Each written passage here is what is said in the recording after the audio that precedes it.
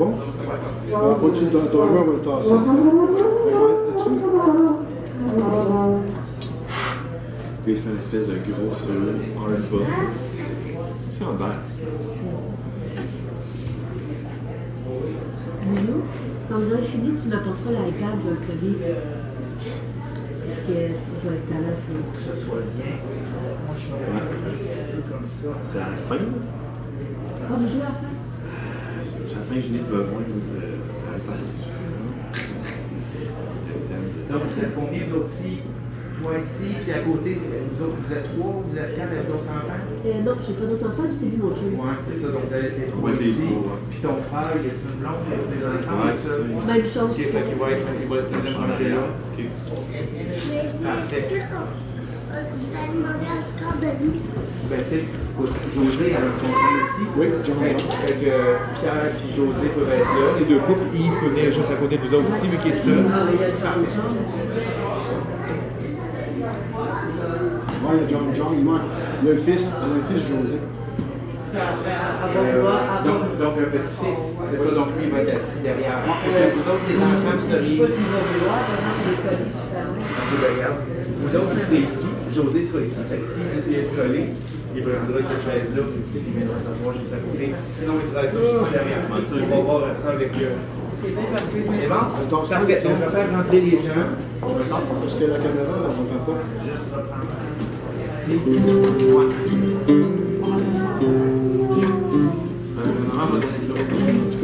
va aller au fond derrière. Comme si la caméra est partie maintenant, donc les gens peuvent vous entendre. À côté d'Albert. Vous allez passer à côté ici. Soyez là. Là, c'est le moment où vous rappelez les gars. Hein? C'est le moment où on va rester calme et on va être à l'écoute.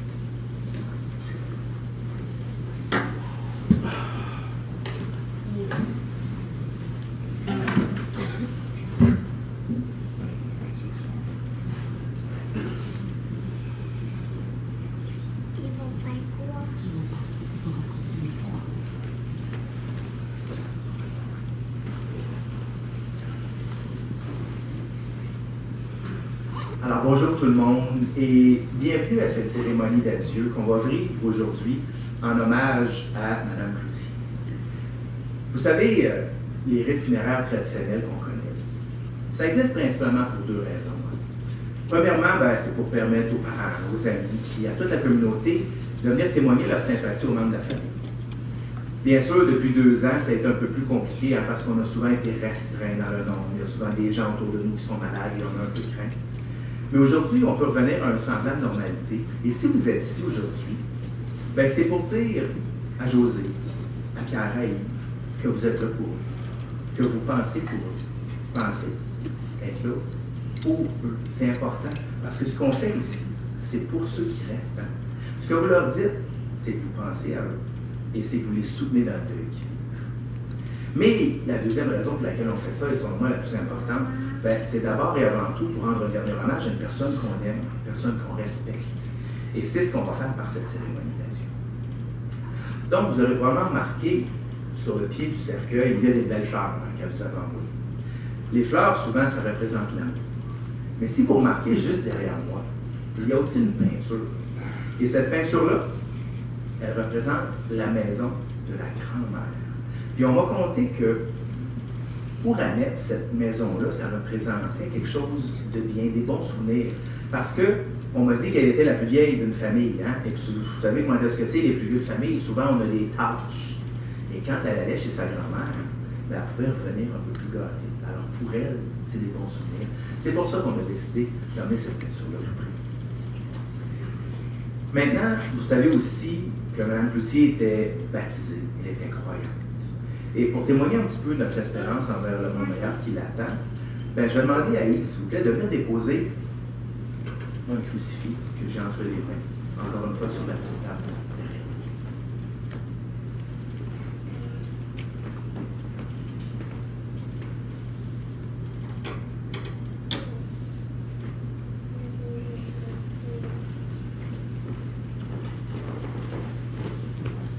Merci.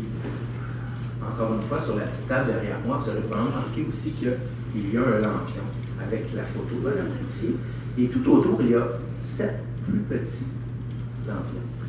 Et ces plus petits lampions-là, ils représentent ce que moi, je m'appelais sa garde rapprochée, c'est-à-dire ses 3 enfants et ses 4 petits-enfants. Alors, je vais vous inviter à vous approcher à tour de rôle, les enfants d'abord, les petits-enfants ensuite. Et je vais vous donner une allumette et je vais vous demander d'allumer le petit lampion qui vous représente à même la flamme de Mme Cloutier. Alors, les enfants.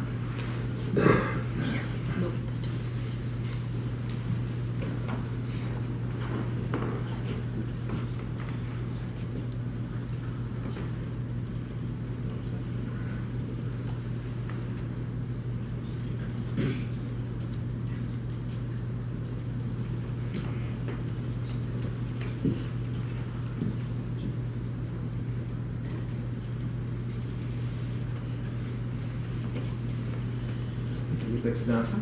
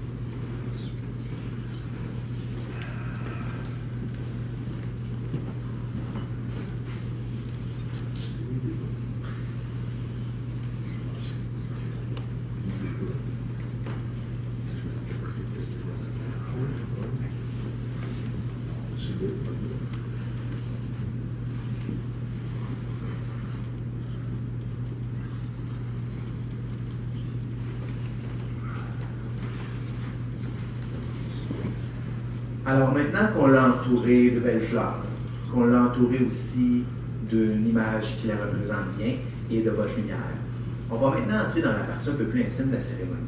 Alors vous savez, moi, Mme Cloutier, je l'ai connue un peu comme ça, parce qu'on était presque voisins en face. mais je ne l'ai pas connu plus que ça. Alors, je vais céder la parole tout d'abord à José, qui va venir vous dire quelques mots.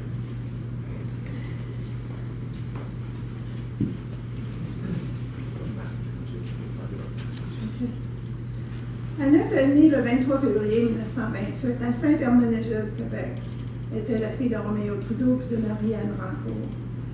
Elle a grandi en campagne, elle se rappelait avec joie son cheval blanc, le chien de la ferme. Son admiration pour sa grand-mère Trudeau lui a donné une confiance lorsqu'elle est partie à la ville pour travailler. Elle était l'aînée de 6 enfants. Elle revenait avec des cadeaux tout le temps pour Jules, Anna, Marcel, Lorraine, Roland, pour lesquels elle gardera une affection toute sa vie. Annette se rappelait les tempêtes de neige à la campagne et le chauffage au bois. Camille, sa sœur, la plus jeune, née en ville, restera une amie jusqu'à ce jour. Annette avait travaillé au parachute de la manufacture en 1942. Elle habitait en pension dans ce temps-là, où elle a rencontré ses plus grandes amies pour le restant de sa vie.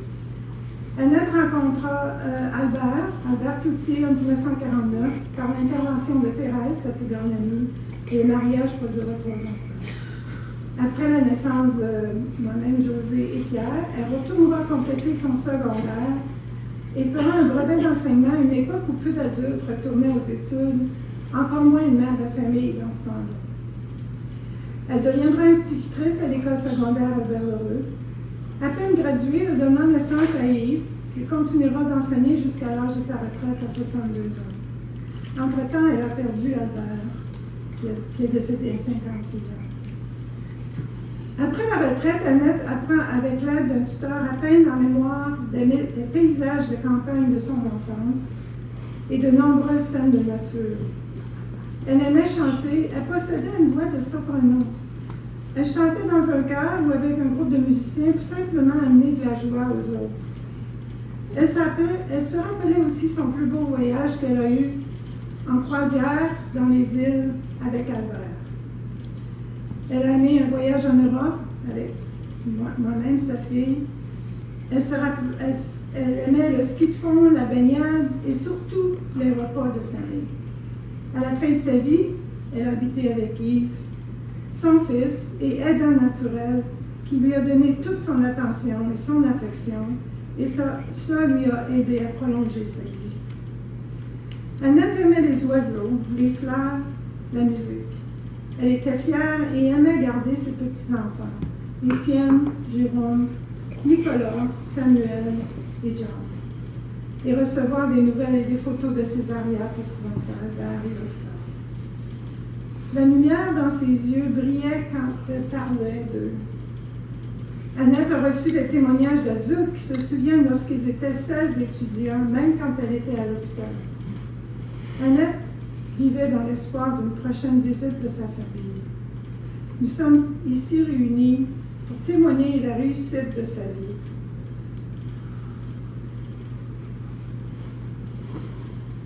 Notre amour pour notre mère au grand cœur.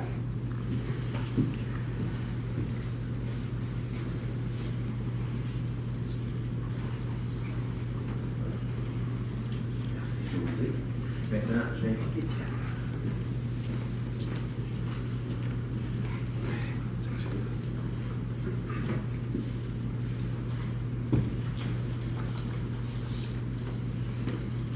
Bonjour tout le monde, merci d'être là. Vous m'entendez bien en arrière? Bon. Moi, j'ai écrit sensiblement, comme José, un hommage à ma mère, que je qualifie d'une femme d'exception, 1928-2022. Je voudrais rendre hommage à une femme d'exception, ma mère, c'est-à-dire Annette Trudeau-Cloutier, 94 ans de vie respectable. Elle est née à la fin des années 20, soit 1928, comme vous le savez, et ça sur une ferme du Randis de Quaticook, qu'on a appelée la Grande Ligne, qu'on appelle la Grande Ligne, et qu'il y a encore des cousins de maman Trudeau qui vivent actuellement.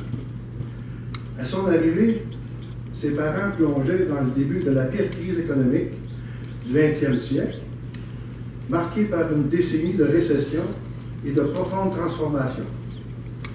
Maman me racontait que son grand-père avait une terre à côté et avait cédé un lopin à Roméo. pour s'y installer près d'eux et ainsi fonder une famille. Apparemment que ça ne faisait pas très l'affaire de grand-maman Marianne, parce qu'elle partait de Martinville où il y avait déjà l'électricité, et dans le rang 10, il n'y avait pas l'électricité. Ma mère m'a confié récemment que son père Roméo, à cette époque, avait acheté un tracteur avec des roues de fer pour faciliter la culture, mais apparemment que ça n'avait pas été un succès parce que sa calette était trop pesante. Grand-maman était une femme forte parmi ceux qui ont bâti le Québec à grands coups de débrouillardise et de détermination pour élever la famille. Ma mère racontait qu'avant Noël, elle faisait un gros coup d'argent en vendant des dindes d'élevage. Pendant la crise des années 20, les gens de la campagne ont mieux survécu que ceux de la ville parce qu'ils étaient autosuffisants. Bien que ça peut apparaître aujourd'hui de la grosse misère, ils étaient heureux. On peut le voir sur certaines photos. Ces conditions de vie avec aujourd'hui n'ont rien à voir, mais nous devons en parler pour se souvenir. Je me souviens, telle est notre devise. C'est donc dire que cette génération a vécu la crise économique, l'électrification, l'industrialisation, la Deuxième Guerre mondiale de 1945, la modernisation et le phénomène Internet d'aujourd'hui. À l'époque de son enfance, maman, elle avait un cheval. Comme nous, on possède un vélo. Sur son lit d'hôpital, elle me rapportait qu'à l'âge de 12 ans, son père lui confiait la tâche d'aller porter la crème au village avec un chariot tiré par un cheval. Sa sœur plus jeune de 4 ans, ma tante Lorraine, l'accompagnait dans son périple aller-retour de la grande ligne au marchand de Petit Coup. Je salue d'ailleurs la mémoire de ma tante Lorraine, décédée le 4 novembre dernier, Marc et Charles Outils et compagnie. Évidemment, je pourrais continuer encore, mais j'entends ma mère m'interrompre en disant « Arrête donc de parler de ces vieilles histoires. » Maman n'était pas accrochée au passé, elle vivait au présent. Nos parents ont bâti notre société avec du travail, de la conviction et de la détermination et surtout de fortes valeurs familiales. Je parle au moment d'une femme à mes yeux extraordinaire pour ses qualités particulières de détermination, de courage, de résilience, de grande psychologue et avec des talents artistiques. Ma mère était une femme d'action, avec une force tranquille et des convictions profondes, bien ancrées avec des valeurs familiales et des valeurs chrétiennes immuables. Elle en avait hérité de grand-maman Marianne, elle aussi une force de la nature. Elles ont été des piliers de notre société, je me souviens. À mes yeux, ma mère était une grande féministe par ses faits et gestes, et non par ses paroles. Comme ma soeur vous l'a mentionné, elle était enseignante. Dans sa jeunesse, sur le rang 10, ses grands-parents Trudeau y vivaient à proximité. Ma mère les côtoyait quotidiennement. Elle était impressionnée par les gens instruits qui les visitaient à l'occasion.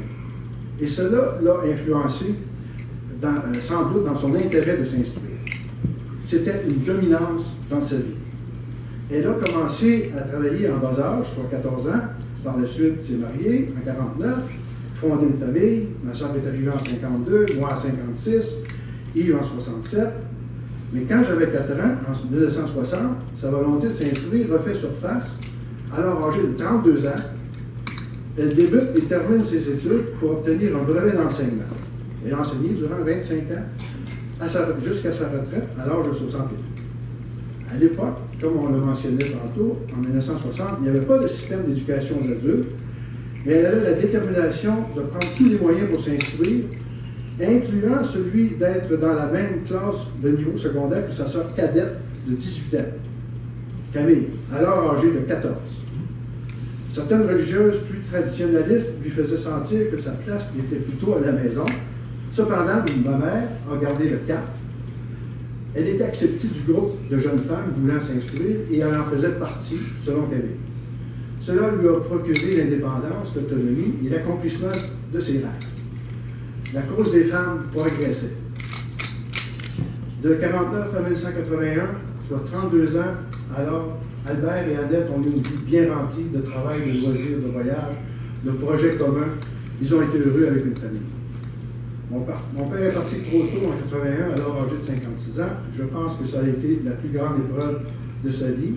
Mais avec sa force tranquille et sa résilience, elle n'a pas renoncé à la vie par la suite.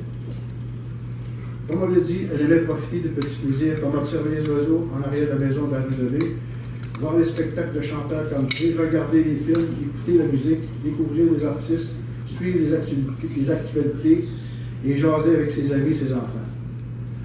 Ma mère était une combattante et une aimante de la vie. Les 2 dernières années de sa vie ont pas porté, même plus que 2, ont pas porté plusieurs séjours à l'hôpital, trop souffrant à mes yeux, mais elle a combattu car elle ne voulait pas partir. Seulement une semaine, ou à peu près avant son décès du 29 mars dernier, et avec toute sa tête, elle parlait de rose blanche, faisant allusion à cette dernière volonté d'en offrir une pour chaque descendant. Elle nous a ainsi passé le relais de sa vie.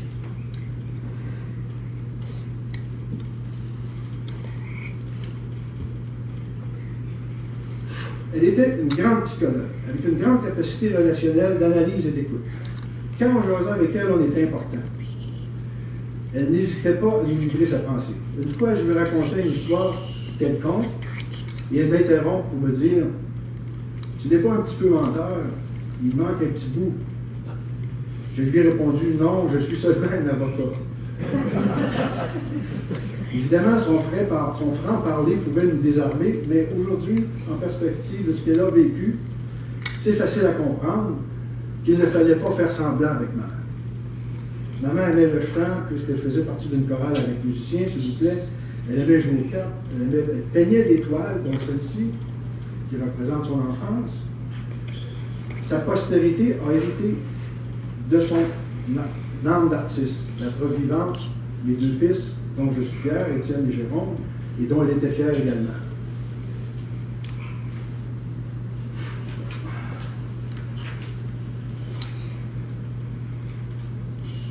Je désire à ce moment-ci faire des remerciements particuliers. D'abord, après avoir vécu 65 ans avec sa famille, près de ses parents au coin de la rue Chartier et Charles ici, elle a déménagé sur la rue Lemay pour y vivre avec mon frère.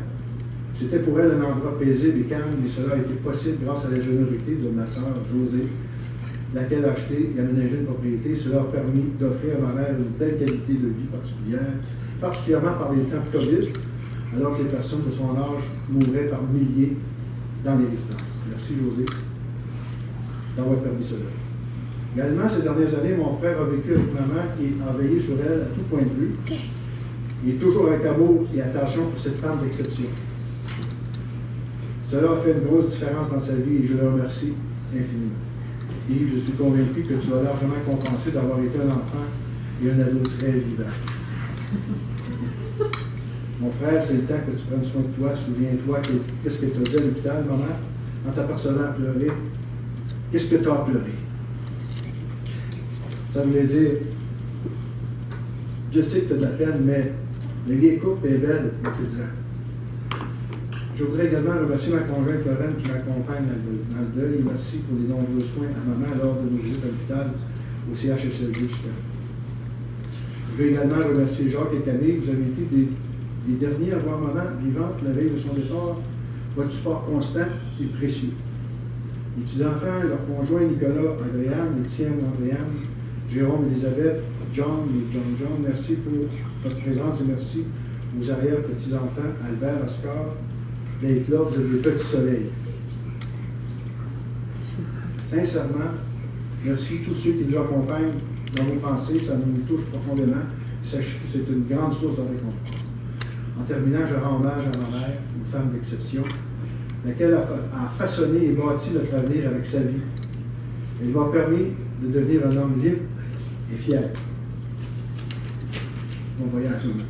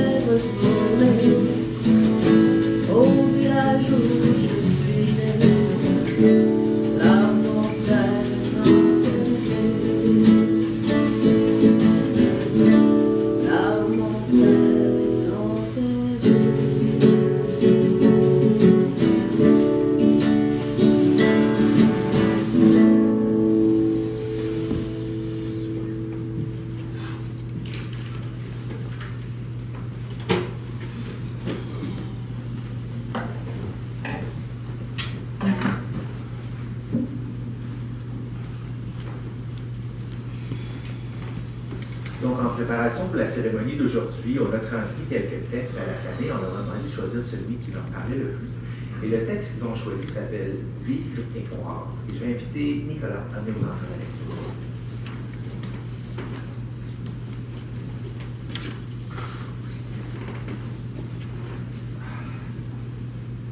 Vivre et croire, c'est aussi accepter que la vie contient la mort et que la mort contient la vie. C'est savoir au plus profond de soi qu'en fait, rien ne meurt jamais. Il n'y a pas de mort, il n'y a pas de métamorphose. Il n'y a que des métamorphoses. Tu nous as pas quittés, mais tu t'es en allé au pays de la vie. Là où les fleurs plus jamais ne se fanent, là où le temps ne sait plus rien de nous. Ignorant les rides et les soirs, là où c'est toujours le matin, là où c'est toujours serein. Tu as quitté nos ombres, nos souffrances et nos peines. Tu as pris de l'avance au pays de la vie. Je fleurirai mon cœur en souvenir de toi, là où tu vis en moi, là où je vis pour toi. Je vivrai deux fois.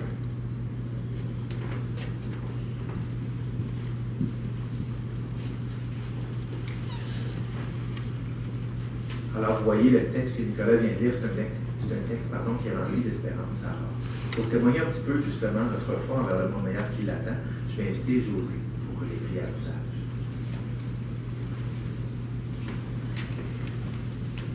Si vous voulez dire avec moi, notre Père, Sainte-Marie, nous voici le Père. Notre Père qui es aux cieux, que votre nom soit sanctifié, que votre règne vienne, que votre volonté soit faite sur la terre comme au ciel. Donnez-nous aujourd'hui notre pain quotidien. Pardonnez-nous nos offenses comme nous pardonnons aussi à ceux qui nous ont offensés.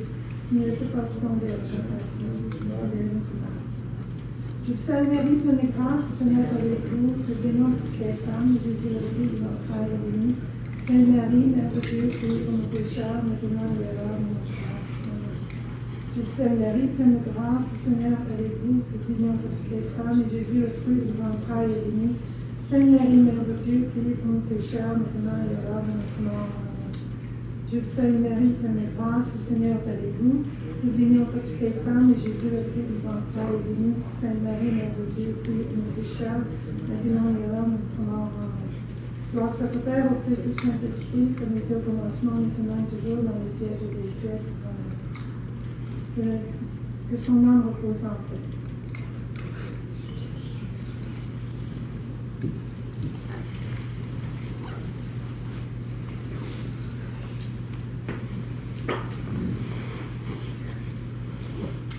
Vous savez, au début de la cérémonie, lorsque vous avez allumé votre petit lampion, vous l'avez pris à même la flamme de Mme Cloutier.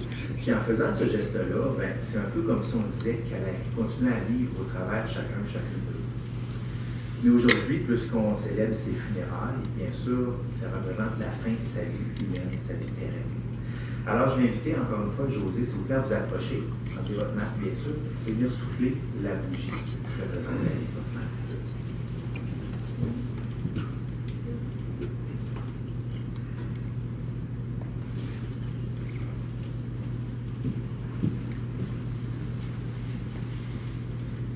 Alors, c'est ce qui conclut la cérémonie. Dans quelques instants, Pierre et ses deux fils vont venir jouer une dernière pièce musicale. Et dès la fin de cette pièce-là, vous allez être invités, ceux qui le désirez, à vous accompagner au cimetière Saint-Edmond où aura lieu la mise en terre. Et s'il y en a parmi vous qui préférez ne pas aller au cimetière, ben vous pouvez aussi vous rendre directement à la salle de l'épervier où il y a un goûter qui sera servi. Alors, vous êtes tous et toutes les bienvenus. Alors, je vous remercie beaucoup pour votre participation, messieurs. Je vais vérifier ça sur la rue Saint-Jean. Je vais vérifier ça par cœur. Je ne l'ai pas, mais je vous invite maintenant à vous approcher pour la dernière pièce musicale. Et je vous reviens avec l'adresse à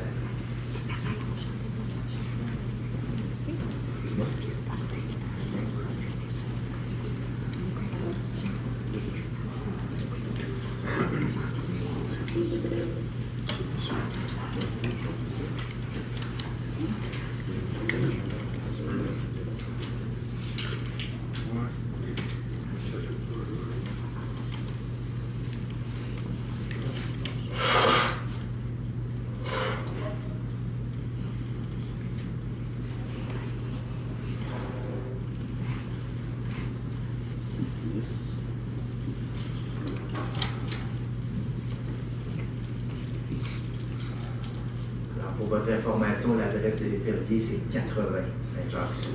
Merci.